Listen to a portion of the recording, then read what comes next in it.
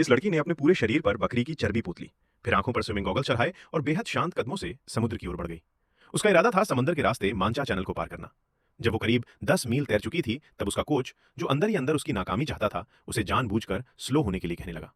लेकिन लड़की ने उसकी एक भी बात नहीं सुनी और अपनी तय लय में तैरती रही।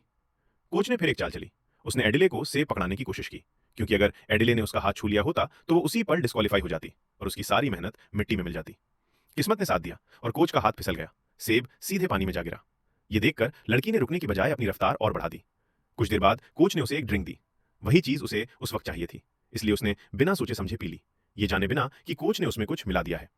थोड़ी ही देर में एडिले को तेज चक्कर आने लगे और मजबूर होकर उसे रुकना पड़ा। 3 दिन बाद उसने फिर से कोशिश की। इस बार उसके साथ उसके पिता थे। एडिले करीब 8 मील तक बिना किसी परेशानी के आगे बढ़ती रही। तभी पहली बड़ी मुसीबत सामने आई। उसके रास्ते में जेलीफिश का एक विशाल झुंड था और बाहर निकलने का कोई दूसरा रास्ता नहीं था। सैकड़ों जेलीफिश लगातार उसे डंक मार रहे थे और उसका शरीर घावों से भरता जा रहा था। करीब 20 मिनट बाद वो किसी तरह उस झुंड से बाहर निकली, लेकिन खारा पानी उसके जख्मों को और ज्यादा जला रहा था, इसलिए उसे पानी की सतह पर तैरते हुए कुछ देर आराम करना पड़ा।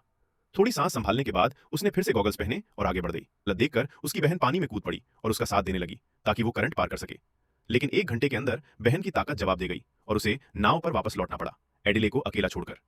रात होते होते चारों तरफ घना कोहरा फैल गया और नाव भी आगे नहीं बढ़ सकी। एडिले को पूरी तरह अकेले ही तैरते रहना पड़ा। अंधेरे में दिशा समझ नहीं आ रही थी और उसके अंदर की उम्मीद टूटने लगी। तभी दूर उसे कुछ रोशनियां नजर आईं। वो किनारे पर खड़े उसके दोस्त थे, जिन्होंने मशालें जला रखी थीं ताकि उसे सही दिशा मिल सके। एडिले ने बची हुई सारी ताकत लगाकर उन्हीं रोशनियों की तरफ तैरना शुरू कर दिया। करीब 1 घंटे बाद आखिरकार उसकी उंगलियां रेत से टकराईं। इसका मतलब था कि वो किनारे तक पहुंच चुकी थी। ये एक सच्ची घटना है। ट्रूडी एडले समंदर तैरकर चैनल पार करने वाली महिला